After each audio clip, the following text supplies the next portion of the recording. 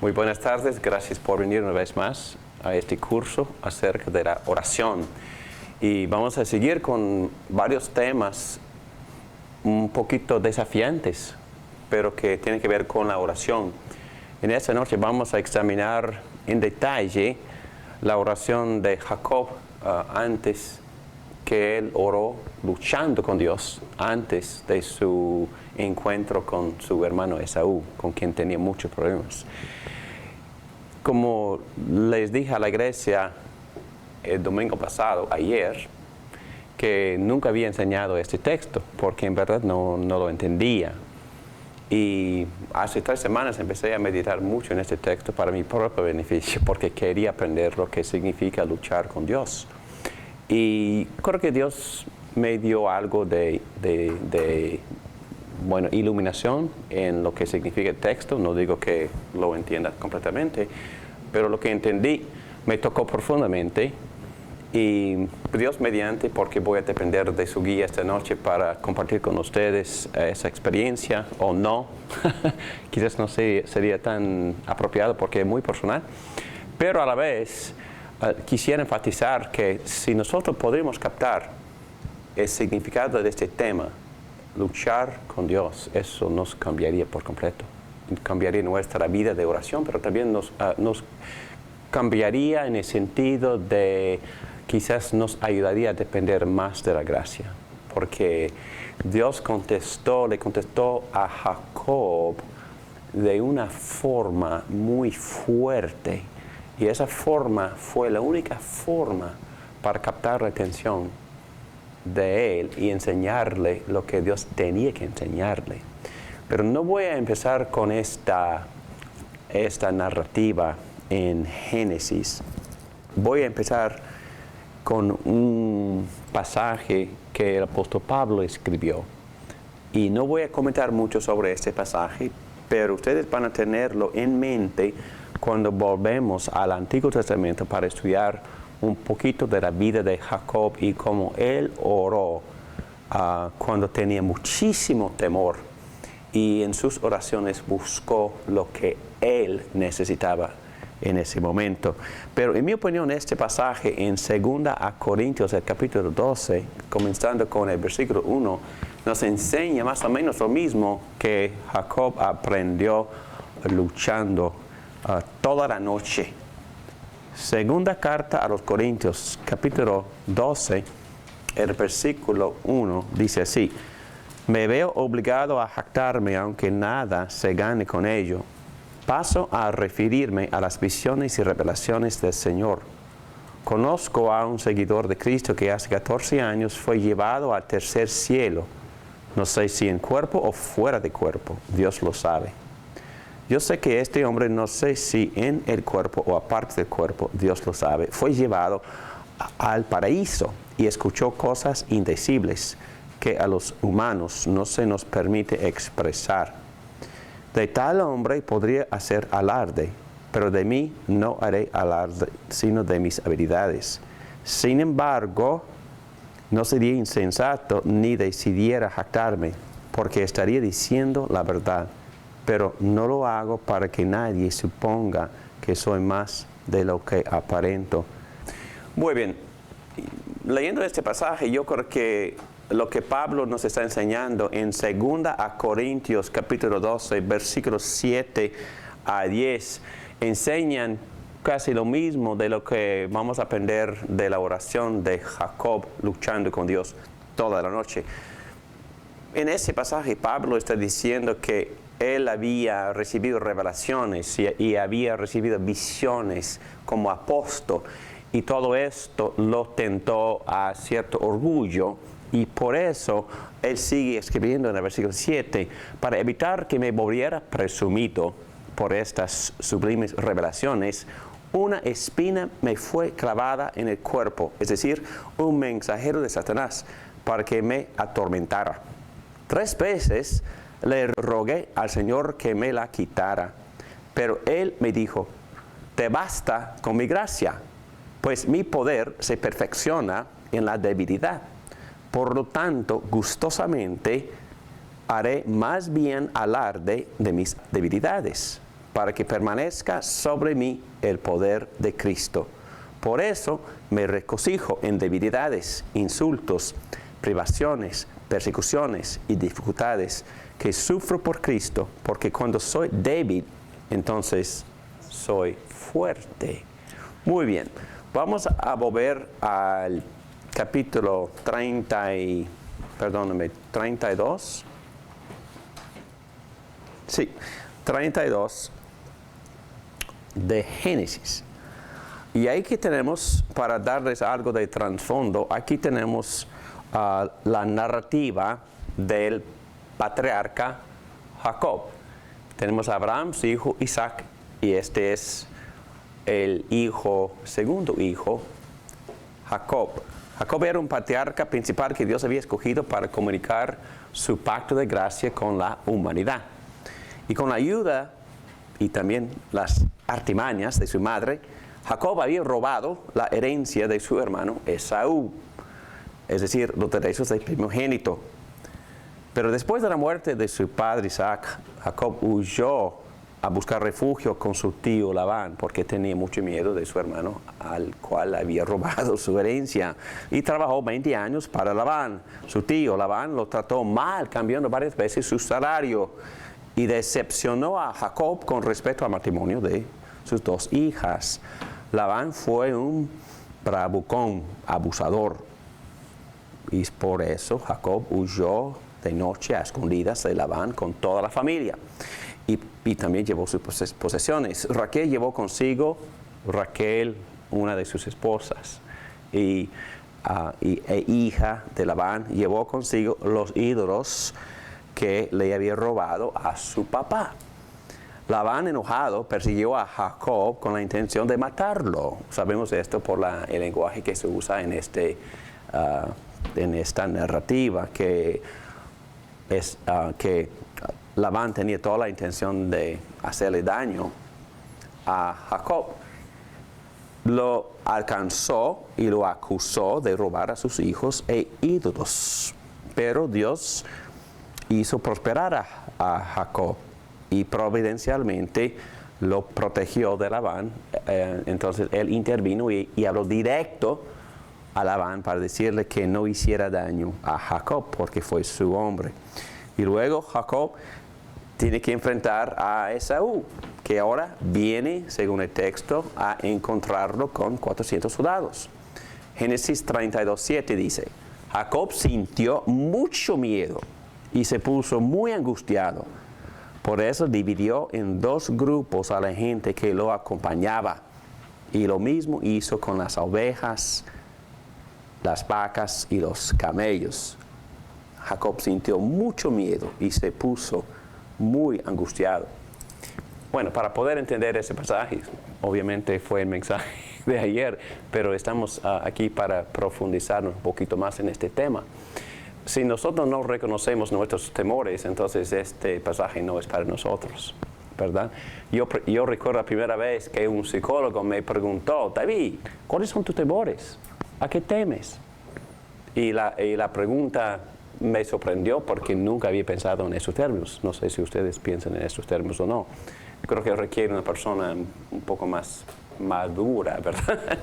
Porque admitir que uno tiene miedos también requiere madurez y cierta habilidad de verse a sí mismo, ¿no? Pero a la tierna edad de, 64, yo reconozco lo que son mis temores, y son varios. Y honestamente hablando, me hacen desvelar de noche a veces. No sé si es el caso de ustedes o no, o solo yo, pero me imagino que también otras personas tienen estas experiencias. Y siempre tengo muchísimo interés en cómo los profetas y los salmistas y los hombres del Antiguo Testamento y Nuevo Testamento buscaron refugio y paz y alivio. No sé, me imagino que algunos de ustedes han experimentado eso y también tienen esas aspiraciones y deseos. Pero para mí es muy especial este texto, porque Jacob fue un hombre lleno de temores, preocupaciones, inquietudes, y yo creo que fue por su carácter. Y aquí vemos que Jacob, a pesar de ser hombre de Dios, no había aprendido a caminar confiando en Dios.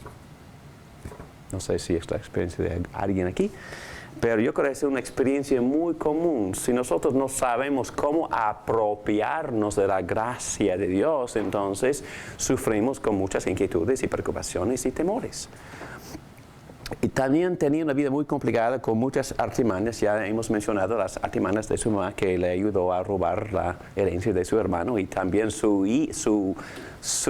esposa Raquel también había practicado artimañas para robarle a los ídolos a su papá, y entonces las características, bueno, continúan, ¿verdad?, en la familia, obviamente.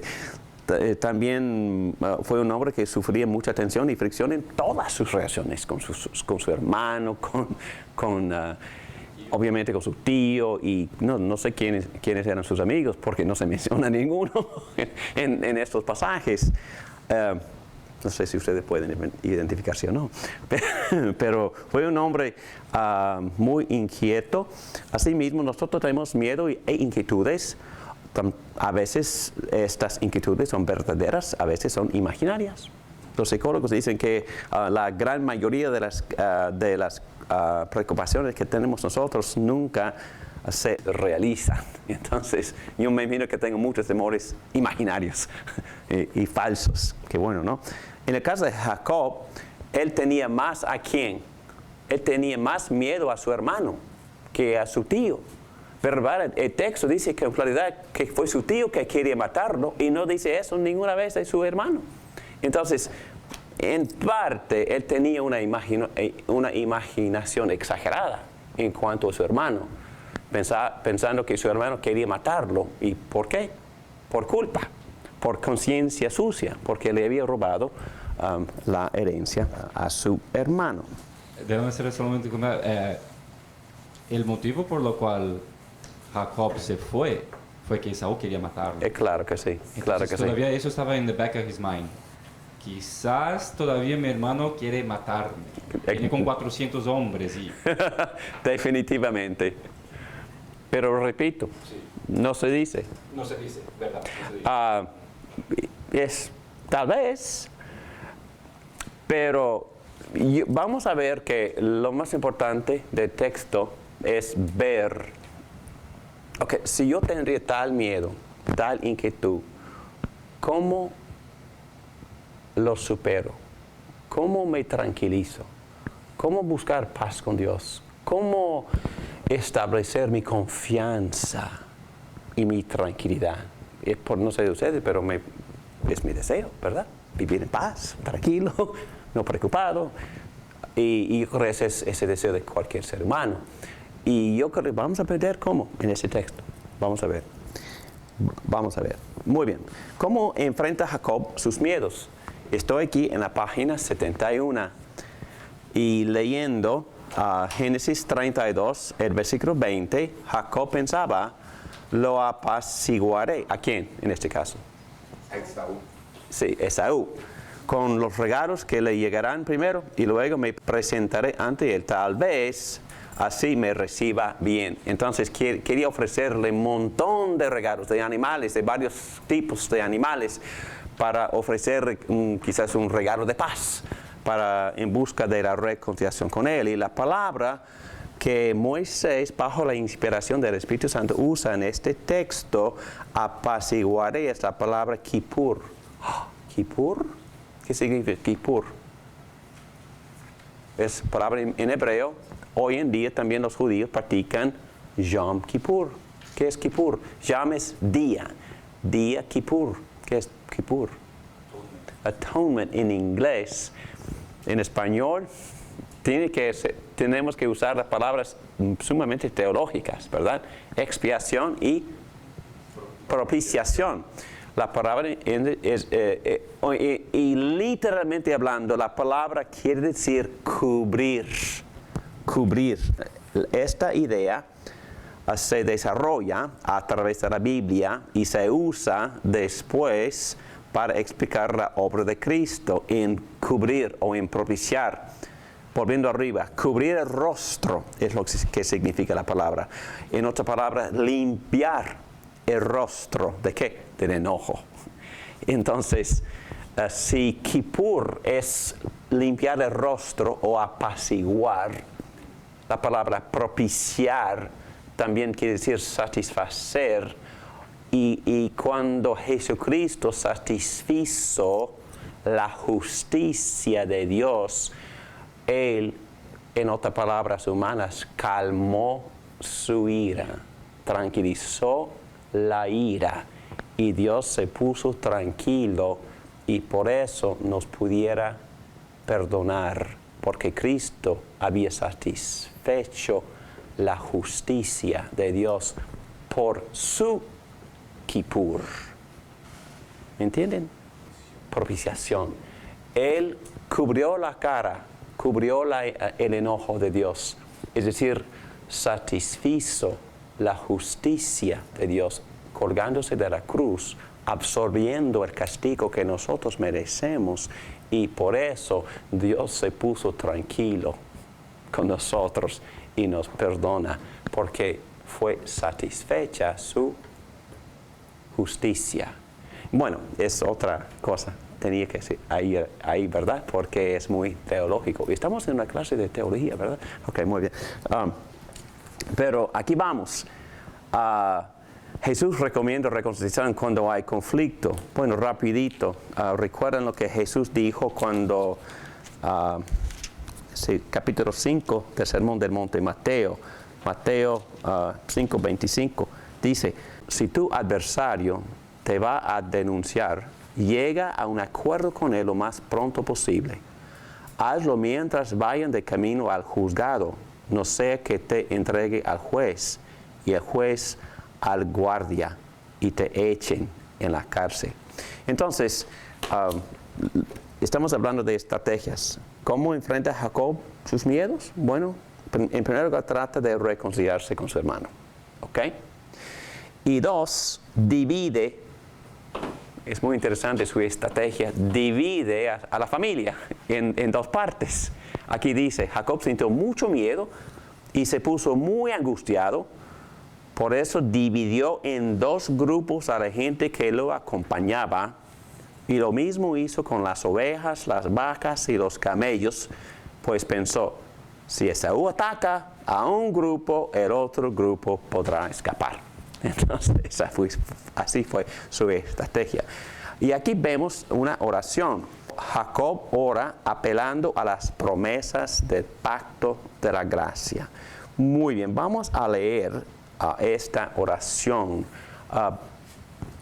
Marcelo, por favor, ahí está en las notas, en Génesis 32, 9 a 12. Y antes de leer, ustedes entienden el pacto. El pacto, ¿qué es un pacto? Compromiso. Es un compromiso de quién? Dios. De Dios hacia el hombre. ¿Y qué es lo que Dios promete al hombre? Salvación, que en este contexto del Antiguo Testamento consiste en qué consiste, qué es lo que Dios le prometió a Abraham, Isaac y Jacob. Aquí está la lista: tierra, prosperidad, su propia fidelidad, amistad, descendencia. Y nosotros entendemos que todo eso significa, porque también Moisés lo dice en capítulo 15, versículo 6 de Génesis, que significa salvación en términos de justificación. Porque Dios estaba prometiéndole a Abraham, Isaac y Jacob todo esto si ellos responderían por fe en la promesa. Y si ellos creen en la promesa, versículo 6 del capítulo 15 de Génesis dice que Dios está dispuesto a justificarlos, o es decir, declararlos justos, perdonados y salvados. Y nosotros entendemos que cuando Dios le prometió a Abraham simiente, esa simiente o semilla o descendencia, en verdad, ¿quién era? Jesucristo. ¿Cómo sabemos?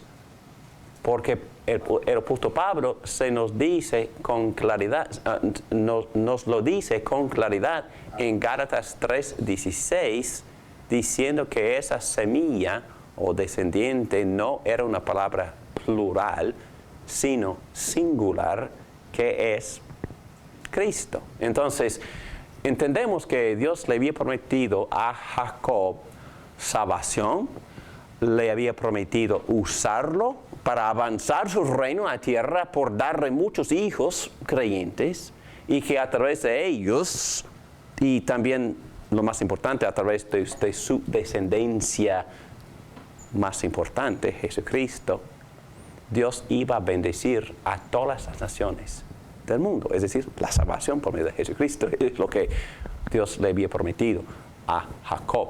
Y aquí empezó con Abraham y luego a su hijo Isaac. Es la idea que continúa a través de las generaciones. Primero con Abraham, primero con Adán, y luego con Set, y luego con Noé, donde Dios había confirmado esta promesa con varias cabezas, ¿ok? Y luego formalmente con Abraham y luego con su hijo. Todo esto se repite docenas de veces a través de todo el libro de Génesis. Abraham, Isaac, y ahora estamos con Jacob, ¿ok? Entonces, ahora lee la oración, por favor, y van a ver cómo él apela a estas promesas, ¿ok? Génesis 32, del 9 al 12. Entonces Jacob se puso a orar: Señor, Dios de mi abuelo Abraham y de mi padre Isaac, que me dijiste que regresara a mi tierra y a mis familiares, y que me harías prosperar. Realmente yo, tu siervo, no soy digno de la bondad y fidelidad con que me has privilegiado. Cuando crucé este río Jordán, no tenía más que mi bastón, pero ahora he llegado a formar 2 campamentos. Líbrame del poder de mi hermano Esaú, pues tengo miedo de que venga a matarme a mí y a las madres y a los niños. Tú mismo afirmaste que me harías prosperar y que mis descendientes serían tan numerosos como la arena del mar, que no se puede contar. Ok. ¿Qué está haciendo Jacob? Algo muy interesante. Es la primera vez que Moisés menciona que Jacob oraba. La primera vez. No sé si fue la primera vez en su vida que oró, pero es la primera vez que se dice. Ok. Entonces, él apela al pacto y él está acordándole a Dios mismo: Dios, tú prometiste prosperarme, darme herencia, darme descendencia, y no soy digno de tu bondad ni de tu fidelidad. Pero dentro de esa confianza en el pacto, todavía tiene miedo. Y por eso, versículo 11, líbrame del poder de mi hermano, pues tengo miedo de que venga a matarme a mí y a las madres y a los niños. No sé si han estado ahí. He estado orando por mucho tiempo, reflejándome en las grandes promesas de Dios en cuanto a mi salvación. Recordándome que, tengo a 5 hijos y son creyentes y Dios me ha bendecido. Y entonces sigue el pacto, siguen las promesas. Y por eso contesté la prensa de España, de Madrid, para compartir un poquito de nuestra cosmovisión acerca de cómo Dios gobierna todo y cómo Dios nos ha dado todo, esperando que nosotros seamos buenos mayordomos de todo. Entonces, mi deseo es también participar en este pacto como recipiente de todas las promesas y a la vez extendérselas a mis hijos y también extendérselas así con todos ustedes y con sus amigos y familiares. Ok, pero al saber todo esto, a acordarme de todo esto, todavía tengo miedo. ¿Miedo de qué? Miedo de que Dios no vaya a bendecir mi ministerio.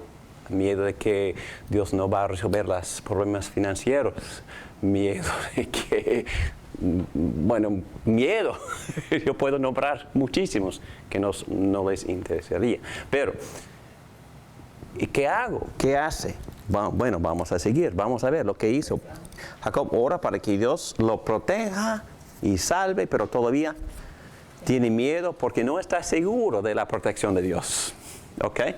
Entonces, letra D en página 72, Jacob lucha con Dios. Ok, vamos a leer comenzando con Génesis capítulo 32, el versículo 22. Dice, aquella misma noche, Jacob se levantó, tomó a sus 2 esposas, a sus 2 esclavas y a sus 11 hijos, y cruzó el vado del río Jaboc.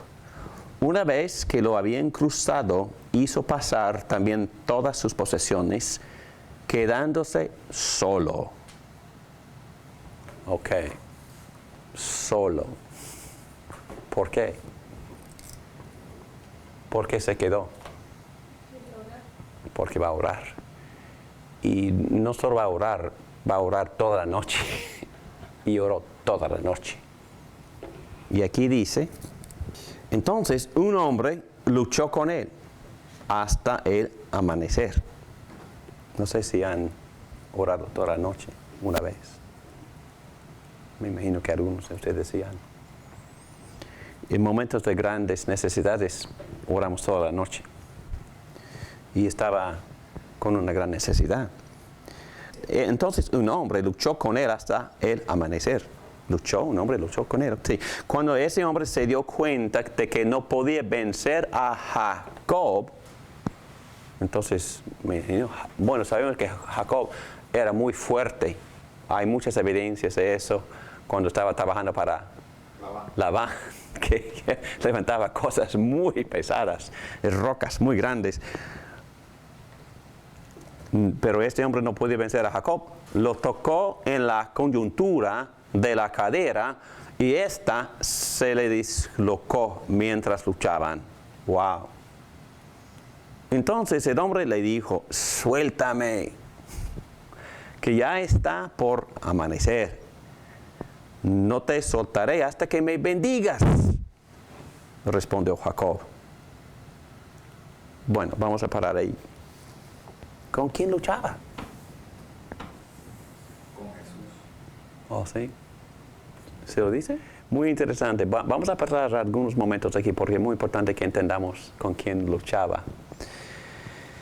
Aquí dice en capítulo 32, el versículo 24, una vez que lo habían cruzado, hizo pasar también todas sus posesiones, quedándose solo. Entonces un hombre luchó con él hasta el amanecer.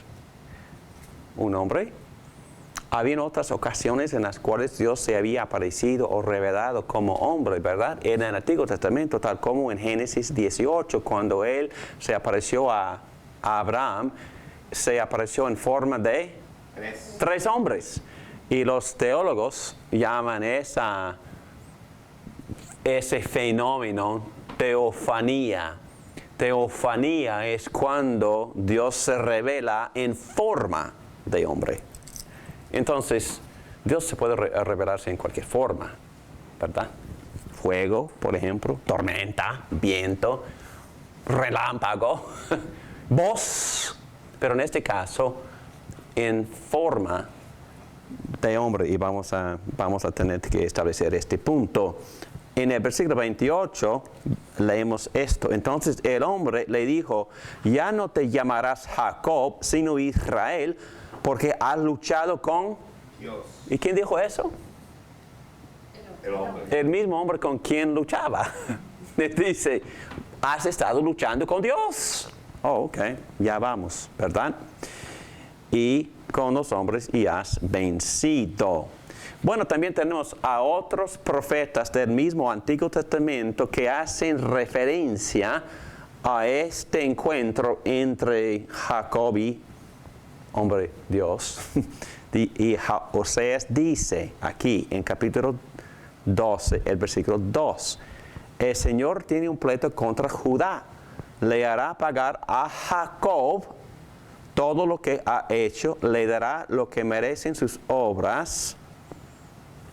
Está hablando aquí de Jacob como si fuera todo el país. La Biblia hace esto constantemente, permite que un solo hombre representa la nación. ¿Ok? Y dice así, Ya en el seno materno suplantó, ¿de quién está hablando? Jacob, a su hermano, y cuando se hizo hombre, luchó con Dios. Luchó con el ángel y lo venció, lloró y le rogó que lo favoreciera. Ok, entonces vemos que este profeta está definiendo, caracterizando, ayudándonos a entender quién fue que luchaba con Jacob. Dice, fue Dios, un ángel. Y nosotros entendemos ahí que ese fenómeno también existe en muchos pasajes del Antiguo Testamento, esta frase, ángel de Jehová. ¿Quién era? Jesucristo. Y sabemos que vamos a probar que era Jesucristo. Jacob lloró y le rogó para que lo bendijera y favoreciera. Y en Génesis 16:7 el ángel del Señor se identifica como divino. Pero vamos a ir a otros textos. Página 73. Y dice aquí arriba, nota. Y entonces les voy a dar una breve explicación, desviación, y vamos a definir lo que es el ángel de Jehová. Recuerda que empezamos con este tema hace 2 semanas. ¿Quién es el ángel de Jehová? ¿Ok? Es una frase, un título, un nombre muy especial. El ángel de Jehová. A veces dice mi ángel, pero vamos a ver. Y aquí en Éxodo, el versículo 20 del capítulo 23, date cuenta, Israel, que yo envío mi ángel delante de ti para que te proteja en camino y te lleve al lugar donde te he preparado. Sigue en versículo 21, préstale atención y obedécelo, no te rebeles contra él, porque va en representación. No me gusta esa traducción, porque literalmente dice, porque él va en mi nombre. Este ángel, que se llama mi ángel, va en mi nombre. Título muy significativo en el Antiguo Testamento, también en el Nuevo, porque cuando dice mi nombre, nombre es una representación de todo el ser, de toda la persona y todo lo que la persona es. Mi ángel, mi nombre. Y dice que ese ángel, mi ángel que va en mi nombre, no perdonará. Obviamente nadie perdona excepto Dios. Entonces está expresando aquí un atributo divino que se le atribuye a mi ángel que va en mi nombre. También Éxodo 32, el versículo 34, tú ve y lleva al pueblo al lugar del que te hablé.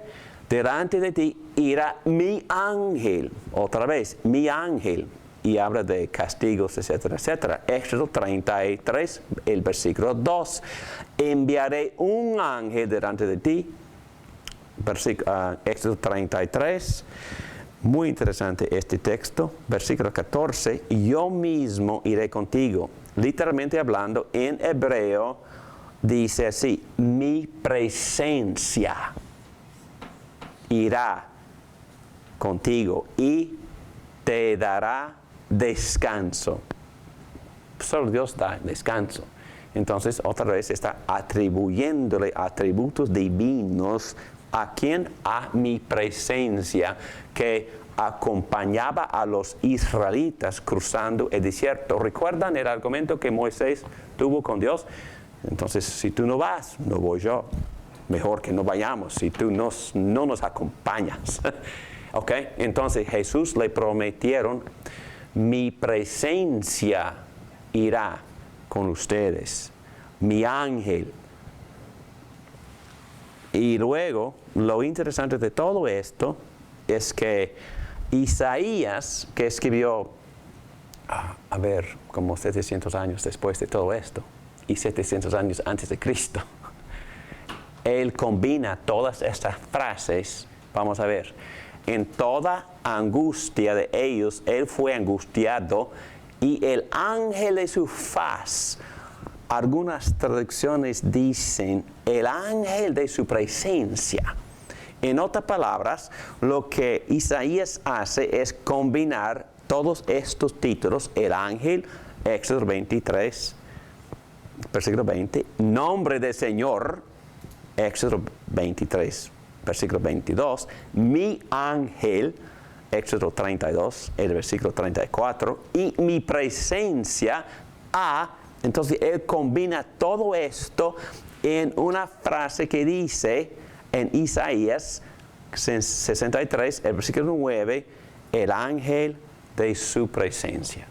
Okay. ¿Quién es el ángel de la presencia de Dios? Bueno, todos los teólogos creen que es Jesucristo, y lo que Pablo dice en 1 Corintios, el capítulo 10, el versículo 34, yo cito el texto, pues bebían los israelitas de la roca espiritual que los acompañaba cruzando el desierto, y la roca era, entonces Pablo llega a la conclusión que mi presencia, el ángel de Jehová, el ángel de mi presencia era Jesucristo. Entonces, así citamos varios textos, combinándolos para llegar a la conclusión a la cual Pablo llegó bajo la influencia del Espíritu Santo, que lo que Dios estaba prometiendo o prometió a Moisés era ir en la presencia de la segunda persona de la Trinidad, y por eso entendemos con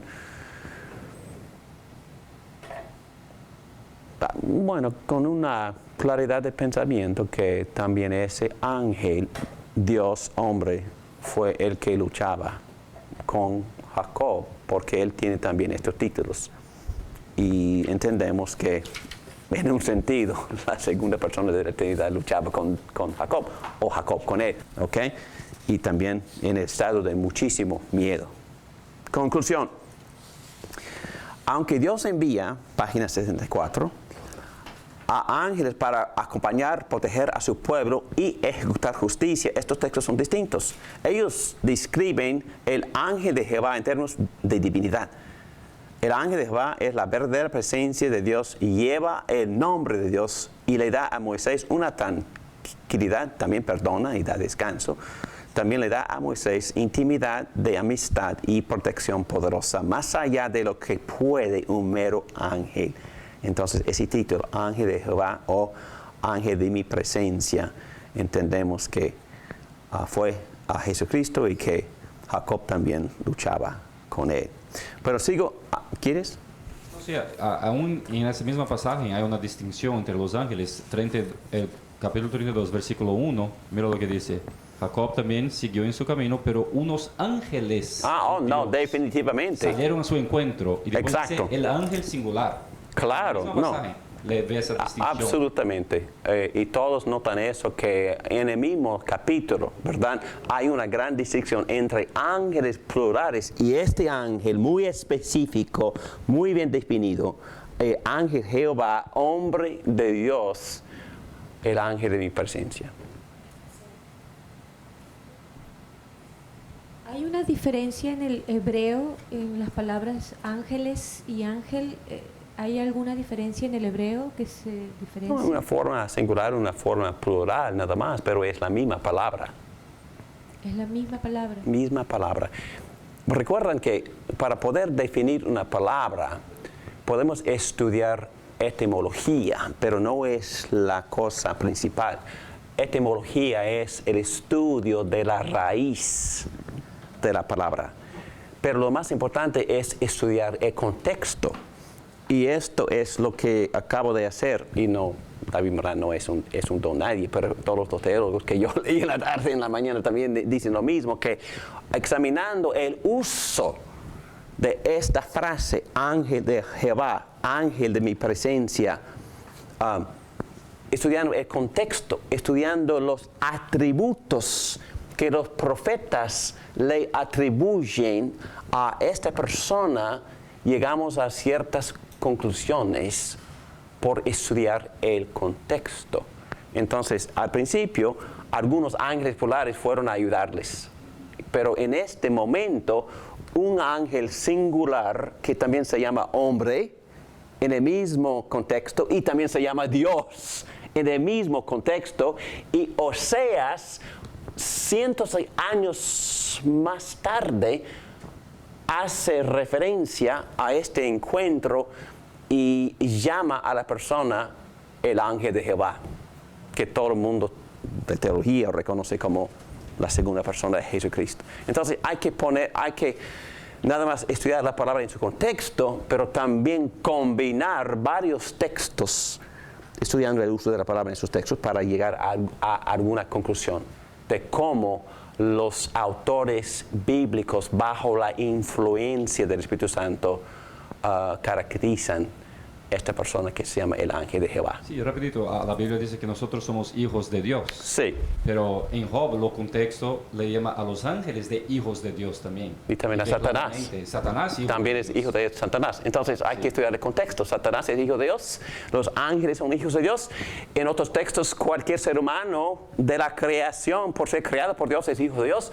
Pero también en un sentido sumamente particular, el hijo de Dios es la persona que pone su fe en Jesucristo, creyendo su nombre, aceptándolo como su Señor y Salvador personal. Todo depende del contexto. ¿Es cualquier ser humano? ¿Es ángel? ¿Es Satanás? ¿O es creyente en Cristo? Contexto. Solo por contexto se puede definir. Y ahí, brota la confusión de los universalistas. ¿Okay? Porque ellos dicen, todos somos hijos de Dios y todos vamos a ir al cielo, No, que la Biblia hace con claridad que eso no es la cosa. Juan capítulo 3, versículos 16 a 18, enseñan con claridad de que solo los que creen en Cristo son los que reciben la vida eterna. Ellos son los hijos íntimos particulares de su Padre Celestial en sentido muy íntimo y especial. Entonces hay que aclarar todo por el contexto. Ok, muy bien, vamos a llegar al punto más importante de esta lección. ¿Listos? Una lucha feroz. Fue feroz la lucha. Y estuve hablando con un hombre de esa iglesia que me dijo, sí, mi relación con Dios es muy, muy física.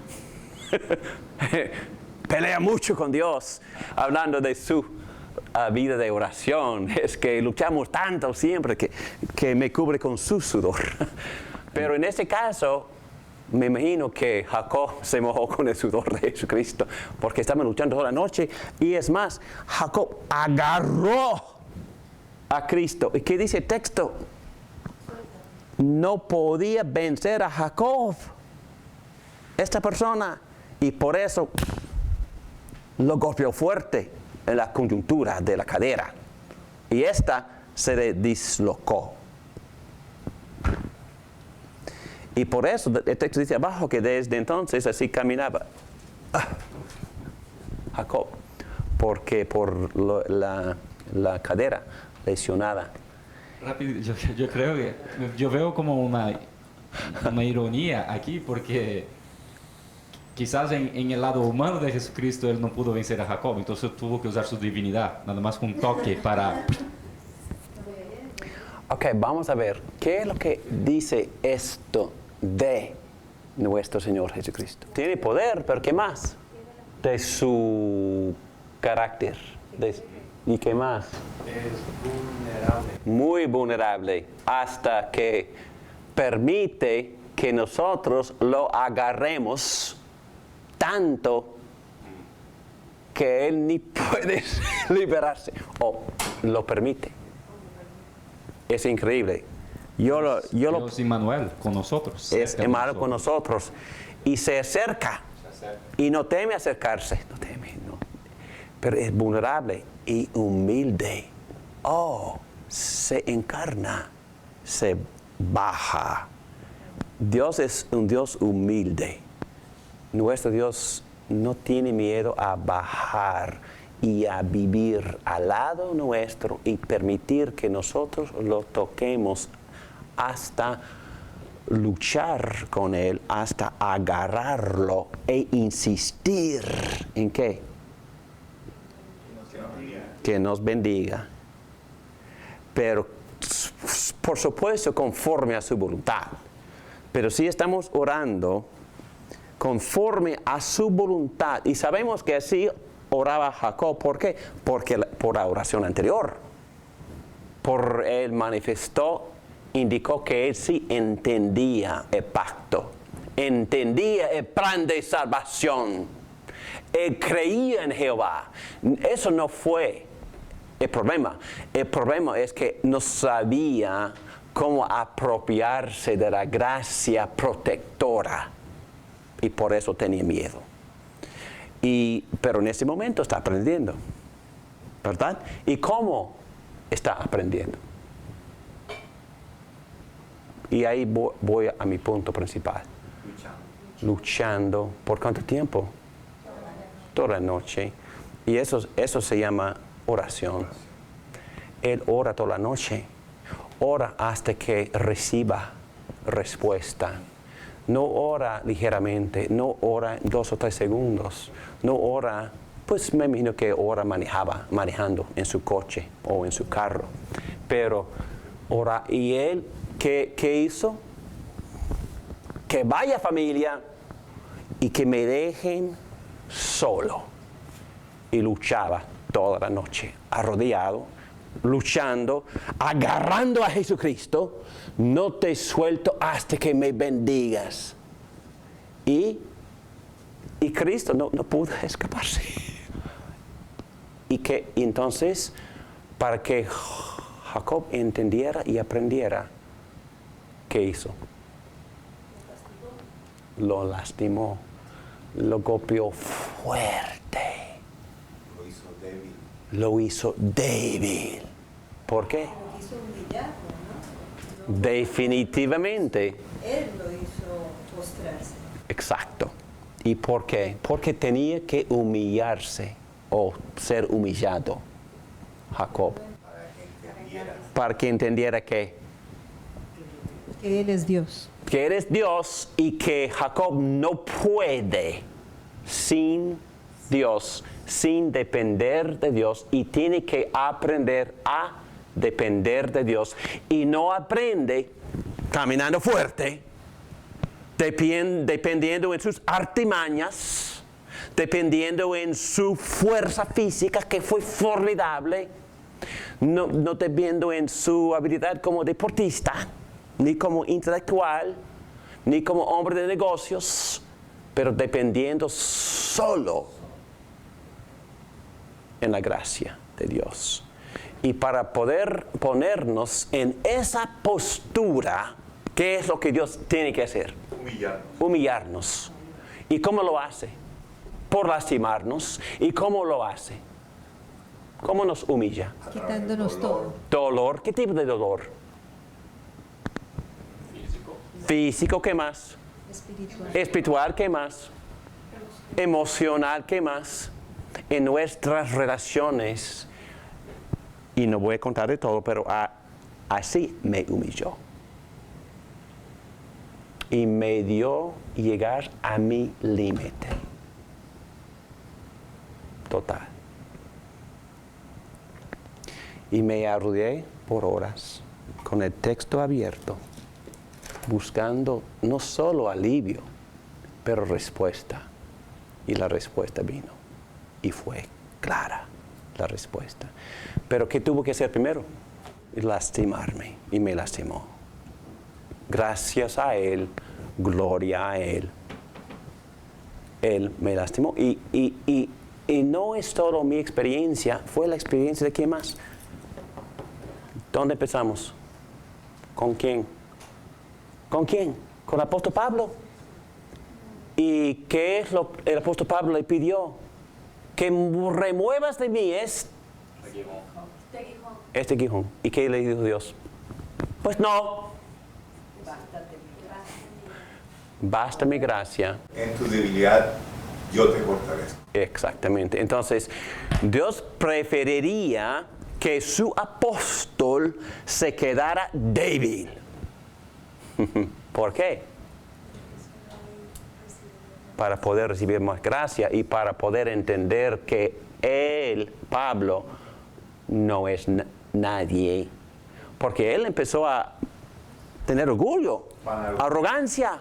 Bueno, si yo recibiría revelaciones directas de Dios para poder escribir la Biblia, quizás tendría esa misma tentación. Bueno, eso es muy importante. Bueno, Dios, ¡boom! No, Pablo. Lo que tú eres es por mi gracia, punto. Lo que tú eres es porque yo te llamé y yo te di los dones y yo te di las habilidades y las oportunidades y por mi providencia y por el intelecto que yo te di, la habilidad de hablar varios idiomas es don mío. Entonces humíllate y mantente débil. ¿Para qué? Para que pudiera vivir fuerte. ¿En qué sentido fuerte? Fuerte en la gracia. La gracia cubre todo. Gracia es habilidad, gracia es poder, gracia es salvación, gracia es sabiduría, gracia consiste en talentos, en oportunidades, en providencia, en lo que sea. Todo lo que tenemos, todo lo que somos, ¿de dónde viene? Viene directamente de Jesucristo y nosotros no tenemos nada por el cual jactarnos. Y Dios a veces nos tiene que lastimar para enseñarnos eso. Y lo hace por puro amor, no por castigar, sino por disciplinarnos y humillarnos, enseñarnos a depender de Él. Porque cuando somos débiles en nosotros mismos, somos más fuertes en su gracia. Separados de mí, nada podéis hacer. Nada podréis hacer, exactamente. Dios por humildad desciende a nuestro nivel y permite que nuestras peticiones en su nombre, conformes a su voluntad, lo mantengan agarrado. ¿Ustedes están agarrando a Jesucristo en oración? Él lo permite. La petición de Jacob, que me bendigas. Y no estaba dispuesto a darle rienda suelta a Jesucristo hasta que Cristo lo hubiera bendecido. Y lo bendijo. Jacob comprende el pacto, pero a la vez en el nivel humano tiene todavía muchísimo miedo y necesita que Dios le dé seguridad de su protección y bendición. Y así somos nosotros. Y por eso todos los teólogos describen este encuentro como la misericordia severa. ¡Wow! Misericordia severa. Severe mercy. Sí, lo tocó en la coyuntura. Es decir, para tranquilizar la conciencia de Jacob y darle paz y confianza en Dios, Dios tiene que lastimarlo, causarle dolor y debilidad. En otras palabras, para que nosotros experimentemos la gracia poderosa de Dios, Él tiene que forzarnos a depender de Él, dándonos una cadera dislocada para que tengamos que reguiar y así depender de Él. Interesante. Y luego, en el medio, Jacob confiesa sus pecados. Y aquí estamos. ¿Cómo te llamas?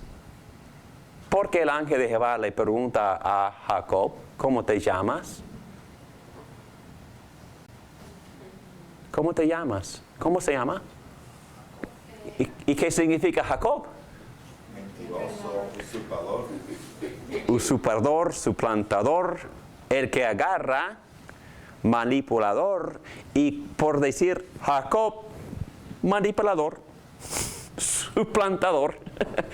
Y entonces fue la confesión del tipo de hombre que era, y por eso de inmediato que hizo Jesucristo, le cambió el nombre y le puso otro nombre, porque en ese momento, y es mi punto, wow, en ese momento fue transformado por completo Jacob a un hombre manipulador, a un hombre que dependía en sus artimañas, a un hombre que luchaba con Dios y con el hombre y prevaleció. Entonces, un winner, un ganador en vez de un perdedor. Entonces, un hombre transformado, ¿por qué? Porque al fin de cuentas él se humilló, y humillado, que él había llegado a su límite, y ahora en ese momento Dios pudo llegarle para bendecirlo y llenarlo con su gracia y hasta cambiar su carácter y cambiar su nombre, porque cambiar el nombre representa cambiar y transformar a la persona en su totalidad. Y fue transformado por completo. Y en el resto de Génesis, Jacob nunca volvió a tener ese tipo de temor. Bueno, tenía otros problemas, pero vamos a ver. Pero él aprendió. ¿Y qué significa el nombre Israel? El que lucha con el hombre y con Dios y prevalece. Es lo que significa el hombre. El que lucha con Dios y con el hombre y prevalece. Sí. Entonces, ¿entienden el cambio? Cambió de ser hombre pobre, miserable, ¿verdad? Manipulador, en hombre que en verdad no temía agarrar a Jesucristo y quedarse en unidad con Él. ¿Ok? Y nosotros, yo sé que Dios hace todo, lo hace todo, pero en este caso Dios permite que la oración logre mucho. Tenemos que orar. ¿Me recuerdas que en otra clase dijimos que sin Dios no podemos hacer nada? Pero sin nuestras oraciones Dios no quiere hacer nada. O muy poco. Prefiere que oremos. Prefiere contestarnos. Prefiere que nosotros luchemos con Él, pidiéndole, acordándole. ¿De qué? De sus promesas. Y así como oró Jacob, pero en ese caso luchó mucho para entrar en más intimidad con Él y así aprender a depender de Él. Memorial. Jacob no quería olvidar esta experiencia y por eso puso memorial. Se llama Penuel, que significa ver a Dios cara a cara. Muy bien. Aquí en Corintios ya leímos esto, porque cuando soy débil, entonces soy fuerte. Y aquí leo la conclusión. La única forma de vencer nuestros miedos e inseguridades es luchar con Dios en oración hasta que Él nos humille, causándonos depender de Él. Y Él usará dolor, si es necesario, para su gloria, para lograr esto en nosotros. Dios tiene que hacernos reconocer nuestra debilidad para enseñarnos dependencia de su gracia, porque cuando somos débiles, la debilidad nos fortalece. Interesante. En otras palabras, cojear es siempre la manera de andar de cristiano. Ahora que ustedes sí anden cojeando. Y puso este salmo porque para mí nos instruye exactamente lo mismo. Recuerden cuando David estaba regocijándose en el perdón de Dios y en el medio del Salmo 32 dice, Dios a él, yo te instruiré y te mostraré el camino que debes seguir. Y yo te daré consejos y velaré por ti. Bueno, no me gusta tampoco esa traducción, pero en hebreo dice, yo te voy a guiar con el ojo.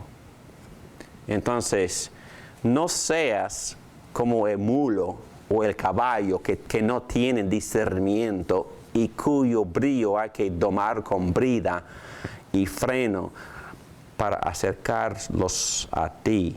En otras palabras, Dios nos puede guiar de dos formas. Con el ojo íntimo. Quizás tienes un amigo o quizás una pareja.